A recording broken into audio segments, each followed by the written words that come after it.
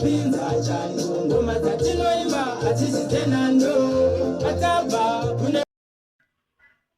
we are back again with yet another video. My name is Paddytwice, Mr. Beast Zimbabwe, and we are broadcasting live from our Paddytwice studios.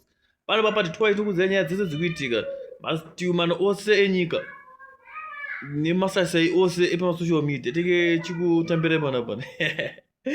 Apana pa tichikudzira zvese zviri kuitika boys. And nhasi tava nenyaya boys, tava nenyaya antu yaitika toners boys. Yaitika toners emusikana boys akapeta toners asina kupfeka boys. Amboona ipicture yacho yandaisa akapfeka zvakadewo bakuita chiridza muridzo chichi apa pasipinda mune imwe shopo magadhi akatozomubatsira kuti vanhu vasamuteera. Anomangoona picture yacho yandaisa imwe yacho foto yakazotorwa mune imwe shopu boys. Tikamuti chi nenyaya iyi boys tiuzive mafungiro enyu mucomment section. Asi kune vana vedu toti pfekai zvine hunhu. My name is Paddytwice, Mr. Beast Zimbabwe.